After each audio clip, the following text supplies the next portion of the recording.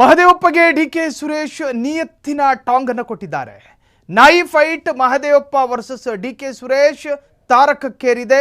ಸಚಿವರ ಬೀದಿ ನಾಯಿ ಕಾಮೆಂಟ್ಗೆ ಡಿಕೆ ಸುರೇಶ್ ಖಡಕ್ ಕೌಂಟರ್ ಕೊಟ್ಟಿದ್ದಾರೆ. ಮಹದೇವಪ್ಪಗೆ ಡಿಕೆ ಸುರೇಶ್ ಖಡಕ್ ಕೌಂಟರ್. ನಾಯಿ fight Mahadevappa versus DK Suresh. ನಿನ್ನೆ ದಿನ ಮಹದೇವಪ್ಪನವರೊಂದು ಸ್ಟೇಟ್ಮೆಂಟ್ ಕೊಟ್ಟಿದ್ರು, ಅದರಲ್ಲಿ ಬೀದಿ ನಾಯಿ ಅಂತ ಹೇಳಿ ಉಲ್ಲೇಖ ಮಾಡಿದ್ರು. ಸಚಿವರ ಬೀದಿ ನಾಯಿ ಕಾಮೆಂಟ್ಗೆ ಡಿಕೆ ಸುರೇಶ್ ಖಡಕ್ ಎಂಟ್ರಿ. ಕಾಂಗ್ರೆಸ್ಸಿಗರು ಯಾರು ಬೀದಿ ನಾಯಿಗಳಲ್ಲ, ಎಲ್ಲರೂ ನಿಯತ್ತಿನವರು. ಮಹದೇವಪ್ಪಗೆ ತಿರುಗೇಟು ನೀಡೋದಕ್ಕೆ ನಾಯಿ ಶಸ್ತ್ರವನ್ನೇ ಬಳಸಿದ ಸುರೇಶ್. ಕೈಪಾಳ್ಯದಲ್ಲಿ ಈಗ ಬೀದಿ ನಾಯಿ ಮತ್ತು ಮನೆ ನಾಯಿ ಪಾಲಿಟಿಕ್ಸ್. ನಾಯಿಗಿರೋ ನಿಯತ್ತು ಮನುಷ್ಯರಿಗಿಲ್ಲ, ಸುರೇಶ್ ಮಾರ್ಮಿಕ ಮಾತು. ಬೀದಿ ನಾಯಿಗೂ ಊಟ ಹಾಕ್ತಾರೆ, ಯಾಕಂದ್ರೆ ಅದು ನಮ್ಮನ್ನು ಕಾಯುತ್ತೆ. ಕೊಳೆತ ತೆಂಗಿನಕಾಯಿ ಇಲ್ಲ ಅಂತ ಹೇಳಿ ಸಾಂಬಾರ್ ಮಾಡಿರಲಿಲ್ಲ, ಅಂತಹ ಸಂದರ್ಭದಲ್ಲಿ ಕೊಳೆತ ಕುಂಬಳಕಾಯಿ ಸಾಂಬಾರ್ ಮಾಡಿದ್ರಂತೆ. ನಿನ್ನೆಯೂ ನಾಯಿ ಸ್ಟೇಟ್ಮೆಂಟು, ಇವತ್ತು ನಾಯಿ ಸ್ಟೇಟ್ಮೆಂಟು. ಯಜಮಾನನ ಋಣ ತೀರಿಸೋದು ನಾಯಿಗಳು. ಮಹದೇವಪ್ಪಗೆ ನಿಯತ್ತಿನ ಪಾಠ ಮಾಡಿದ್ರ ಡಿಕೆ ಸುರೇಶ್.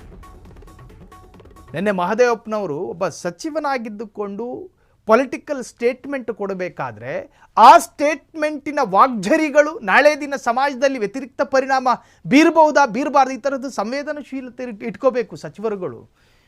ಏನೋ ನಾನೊಬ್ಬ ಸಚಿವ, ಎದುರುಗಡೆ ಮಾಧ್ಯಮ ಮಿತ್ರರು ಬರ್ತಾರೆ, ಏನೋ ಒದರಿದ್ರೆ ನಾಳೆ ಅದು ಬೇರೆ ತರಹದ ಚರ್ಚೆ ಆಗುತ್ತೆ, ಟಿ ವಿ ಕ್ಯಾಮರಾಗಳಲ್ಲಿ ಕಾಣಿಸ್ಕೋತೀನಿ, ಈ ತರಹದ ಸ್ವಾರ್ಥ ತೆವಲುಗಳನ್ನು ಬಿಡಬೇಕು. ಮೊದಲು ನೀವು ಚಟಚಕ್ರವರ್ತಿಗಳಾಗಿ ನಿಮ್ಮ ನಾಲಿಗೆ ತುದಿಯ ಚಟಗಳನ್ನು ತೀರಿಸಿಕೊಳ್ಳೋದಕ್ಕೆ ಏನು ಬೇಕು ಅದನ್ನು ಪ್ರಯೋಗ ಮಾಡೋದಲ್ಲ. ನಾಳೆ ದಿನ ನಿಮ್ಮನ್ನು ಅನುಸರಿಸುವ ಒಂದು ಅಭಿಮಾನಿಗಳ ವರ್ಗವೇ ಇರುತ್ತೆ. ನೀವು ಹೇಳುವ ಪ್ರತಿಯೊಂದು ಮಾತನ್ನು ಕೂಡ ಅವರು ಆಲಿಸ್ತಾರೆ. ನಿಮ್ಮದೇ ಹಾದಿಯನ್ನು ತುಳಿದ್ರೆ ಅದಕ್ಕೆ ಉತ್ತರ ಯಾರು ಕೊಡ್ತೀರಿ? ನಿನ್ನೆ ದಿನ ಮಹದೇವಪ್ಪನವರು ಬೀದಿ ನಾಯಿ ಅಂಥೇಳಿ ಪದಪ್ರಯೋಗ ಮಾಡಿದ್ರು. ಆ ಕಾಮೆಂಟಿಗೆ ಡಿಕೆ ಸುರೇಶ್ ಅವರು ಕೂಡ ಅದೇ ಭಾಷೆಯಲ್ಲಿ ಉತ್ತರವನ್ನು ಕೊಟ್ಟಿದ್ದಾರೆ. ಕಾಂಗ್ರೆಸ್ಸಿಗರು ಯಾರೂ ಬೀದಿ ನಾಯಿಗಳಲ್ಲ, ಎಲ್ಲರೂ ಕೂಡ ನಿಯತ್ತಿರುವವರೇ. ಮಹದೇವಪ್ಪಗೆ ತಿರುಗೇಟು ನೀಡೋದಕ್ಕೆ ನಾಯಿ ಶಸ್ತ್ರವನ್ನೇ ಬಳಸಿದ ಸುರೇಶು.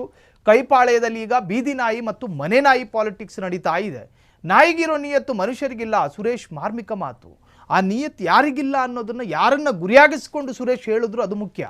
ಬೀದಿ ನಾಯಿಗೂ ಊಟ ಹಾಕ್ತಾರೆ, ಯಾಕಂದರೆ ಅದು ನಮ್ಮ ಮನೆ ಕಾಯುತ್ತೆ ಅಂತ ನಾಯಿಯ ಗುಣ ಮತ್ತು ನಿಯತ್ತನ್ನು ಕೊಂಡಾಡಿದ ಡಿಕೆ ಸಹೋದರರು. ಯಜಮಾನನ ಋಣ ತೀರಿಸೋದಕ್ಕೆ ನಾಯಿಗಳು ಸ್ವಭಾವದಲ್ಲಿ ಯಾವುದೇ ಬದಲಾವಣೆ ತರೋದಿಲ್ಲ, ಯಾವತ್ತೂ ನಿಯತ್ತಾಗೇ ಇರುತ್ತೆ. ಮಹದೇವಪ್ಪಗೆ ನಿಯತ್ತಿನ ಪಾಠ ಮಾಡಿದ್ರ ಡಿಕೆ ಸುರೇಶ್. ಹೈಕಮಾಂಡ್ ಯಜಮಾನ ಯಾರು ಆ ಋಣ ತೀರಿಸೋ ನಾಯಿಗಳು? ಯಾವತ್ತಿದ್ದರೂ ನಿಯತ್ತಿನ ನಾಯಿಗಳು, ಋಣ ತೀರಿಸೋ ವ್ಯಕ್ತಿತ್ವದವು.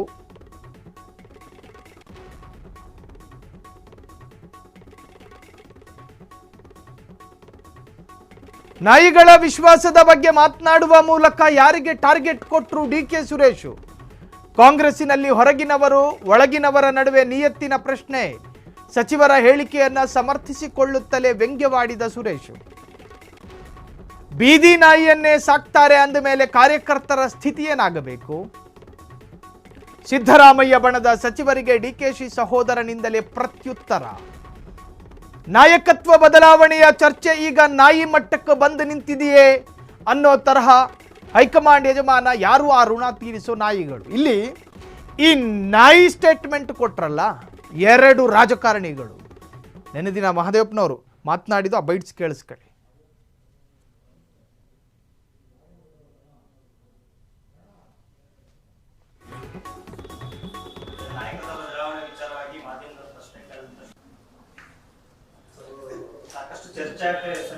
ಮಹದೇವಪ್ಪ ಕೊಟ್ಟಂತ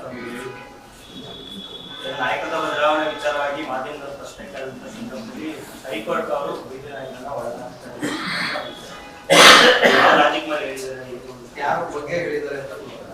ನನಗೆ ಅದರ ಬಗ್ಗೆ ಮಾಹಿತಿ ಇಲ್ಲ, ಯಾರ ಬಗ್ಗೆ ಅವರು ಉಲ್ಲೇಖ ಮಾಡಿದ್ದಾರೆ ಅಂತ ಹೇಳಿ. ಕಟ್ಟ ಕಾಂಗ್ರೆಸ್ಸಿಗರು ಯಾರು ಕೂಡ ಬೀದಿ ನಾಯಿಗಳಲ್ಲ, ನಿಯತ್ತಿನ ನಾಯಿಗಳು. ಕಟ್ಟ ಕಾಂಗ್ರೆಸ್ಸಿಗರೆಲ್ಲರೂ ಕೂಡ ನಿಯತ್ತಿನ ನಾಯಿಗಳೇ ಹೊರತು ಬೀದಿ ನಾಯಿಗಳಲ್ಲ. ನಾನು ಹೇಳಿಲ್ವಲ್ಲ ಹಂಗಂತ. ಕಟ್ಟ ಕಾಂಗ್ರೆಸ್ಸಿಗರು ನಾಯಿಗಳಲ್ಲ, ಯಾವತ್ತೂ ಕೂಡ ಋಣವನ್ನು ತೀರಿಸುವಂತ ಋಣನ ಇಟ್ಕೊಂಡು ತೀರ್ಸುವಂತ ವ್ಯಕ್ತಿತ್ವವನ್ನ ಇಟ್ಕೊಂಡಿರ್ತಕ್ಕಂಥ ನಾಯಿಗಳು. ಅದು ಬೀದಿ ಇರ್ಬೋದು, ಸಾಕಿರೋದಿರ್ಬೋದು. ಯಜಮಾನನಿಗೆ ಯಾವತ್ತೂ ಕೂಡ ಋಣ ತೀರಿಸ್ತದೆ. ಎಸ್, ಈ ಬಗ್ಗೆ ಹೆಚ್ಚಿನ ಡೀಟೇಲ್ಸ್ ಕೊಡೋದಕ್ಕೆ ನಮ್ಮ ಪೊಲಿಟಿಕಲ್ ರಿಪೋರ್ಟರ್ ಮಾರುತಿ ನಾಯಕ್ ಈಗ ಫೋನ್ ಸಂಪರ್ಕದಲ್ಲಿ. ಮಾರುತಿ, ಈ ನಾಯಿ ಪೊಲಿಟಿಕಲ್ ಸ್ಟೇಟ್ಮೆಂಟ್ಗೊಂದು ಸುಖಾಂತ್ಯ ಇವತ್ತು ಸಿಗುತ್ತೆ ಅಂತ ಅನ್ಕೊಂಡಿದ್ವಿ, ಆದರೆ ಸಿಗ್ಲಿಲ್ಲ. ನಿನ್ನೆಯೂ ಮಹದೇವಪ್ಪನವರ ಬಾಯಲ್ಲಿ ನಾಯಿ ಸ್ಟೇಟ್ಮೆಂಟ್, ಇವತ್ತು DK ಸುರೇಶ್ ಕೌಂಟರ್ ಭಾಗವಾಗಿ ನಾಯಿ ಸ್ಟೇಟ್ಮೆಂಟು. ಇದು ಮೇಲ್ನೋಟಕ್ಕೆ ಎರಡು ಬಣಗಳ ನಡುವೆ ನಡೀತಾ ಇರ್ತಕ್ಕಂತಹ ಡಾಗ್ವಾರ. ಮಾರುತಿ, ಎಸ್ ಸಾಹಿಲ್, ಏನು ನಾಯಕತ್ವ ಬದಲಾವಣೆ ವಿಚಾರವಾಗಿ ಡಿಕೆಶಿ ಮತ್ತು ಅದೇ ರೀತಿಯಾದಂತೆ CM ಸಿದ್ದರಾಮಯ್ಯ ನಡುವೆ ಸಾಕಷ್ಟು ದಿನಗಳಿಂದಲೂ ಫೈಟ್ ನಡೀತಾ ಇರೋದು. ಅಂದ್ರೆ ಡಿಕೆಶಿ ಪರವಾಗಿ ಒಂದಷ್ಟು ಜನ ಶಾಸಕರು ಮಾತಾಡ್ತಾ ಇದ್ರೆ, CM ಸಿದ್ದರಾಮಯ್ಯ ಪರವಾಗಿ ಶಾಸಕರು ಮತ್ತು ಸಚಿವರು ಒಂದಷ್ಟು ಜನ ಮಾತಾಡ್ತಾ ಇರೋಂಥದ್ದು. ಇದು ಎಲ್ಲೋ ಒಂದ್ ಕಡೆ ಕಾಂಗ್ರೆಸ್ ನಲ್ಲಿ ಒಂದ್ ರೀತಿಯಾದ ತಾರ್ಕಿಕ ಹಂತಕ್ಕೆ ತಲುಪಿರೋದು. ಯಾಕೆಂದ್ರೆ ಕಾಂಗ್ರೆಸ್ ಸರ್ಕಾರ ಅಧಿಕಾರಕ್ಕೆ ಬಂದಾಗ 2 ವರ್ಷ ಸಿದ್ದರಾಮಯ್ಯ ಅವರು ಇರ್ತಾರೆ ಮತ್ತು 2 ವರ್ಷ ಡಿಕೆಶಿ ಅವರು ಇರ್ತಾರೆ ಅಂತ ಒಂದು ಒಪ್ಪಂದ ಆಗಿತ್ತು ಅಂತ ಏನು ಆಗಿನ ಸಂದರ್ಭದಲ್ಲಿ ಚರ್ಚೆ ಆಗ್ತಿತ್ತು. ಈಗ ಆ ಸಮಯ ಬಂದಿದೆ.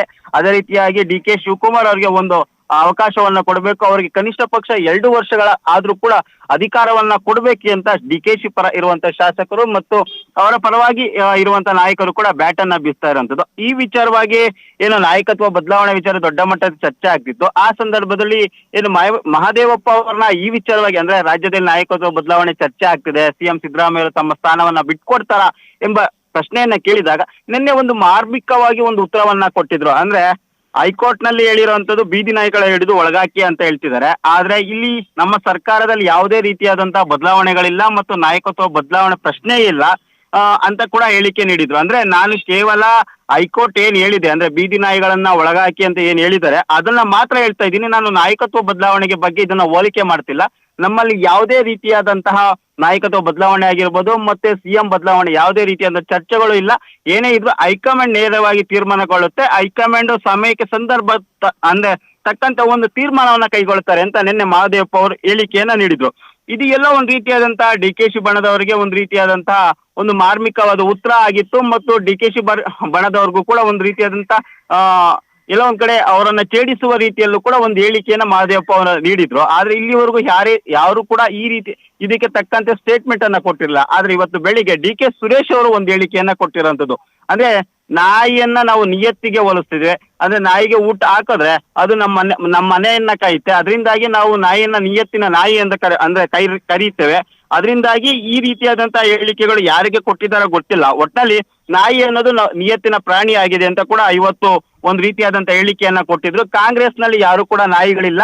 ಒಂದ್ ರೀತಿಯಾದಂತಹ ಏನು ನಾಯಿ ಎಂದುವುದೇ ಒಂದು ನಿಯತ್ತಿನ ನಾಯಿ, ಅದು ಅನ್ನ ಹಾಕ್ತಾರೆ, ಆ ಅನ್ನ ಹಾಕಿದವ್ರನ್ನ ಋಣ ತೀರಿಸುವಂತ ಕೆಲಸವನ್ನ ಮಾಡುತ್ತೆ ಅಂತ ಕೂಡ DK ಸುರೇಶ್ ಅವರು ಏನು ನೆನ್ನೆ ಮಹದೇವಪ್ಪ ಹೇಳಿಕೆಯನ್ನ ಕೊಟ್ಟಿದ್ದು, ಅದಕ್ಕೆ ತಿರುಗೇಟು ನೀಡುವ ಕೆಲಸಗಳನ್ನ ಮಾಡಿದ್ರು. ಆದ್ರೆ ಎಲ್ಲೋ ಒಂದ್ ಕಡೆ ನಾಯಕತ್ವ ಬದಲಾವಣೆ ಯಾವ ಮಟ್ಟಕ್ಕೆ ಬಂದಿದೆ ಅಂದ್ರೆ ಈಗ ನಾಯಿಗೆ ಹೋಲಿಸುವ ಮಟ್ಟಕ್ಕೂ ಕೂಡ ಬಂದಿರೋಂಥದ್ದು.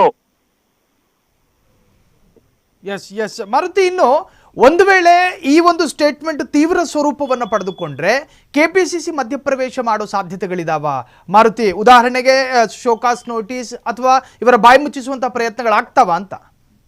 ಎಸ್ ಸಾಹಿಲ್, ಈಗಾಗಲೇ ನಾಯಕತ್ವ ಬದಲಾವಣೆ ವಿಚಾರವಾಗಿ ಹೈಕಮಾಂಡ್ ಪ್ರವೇಶ ಮಾಡಬೇಕು ಅಂತ ಕೆಲ ಶಾಸಕರಾಗಿರ್ಬೋದು ಮತ್ತು ಅದೇ ರೀತಿ ಕಾರ್ಯಕರ್ತರು ಕೂಡ ಒತ್ತಾಯ ಮಾಡ್ತಾ ಇರೋದು. ಯಾಕೆಂದ್ರೆ ಈಗ ಬಜೆಟ್ ಅಧಿವೇಶನ ಇದೆ, ಮತ್ತೆ GBA ಎಲೆಕ್ಷನ್ ಇದೆ, ಮತ್ತೆ ಸ್ಥಳೀಯ ಸಂಸ್ಥೆಗಳ ಚುನಾವಣೆ ಇದೆ.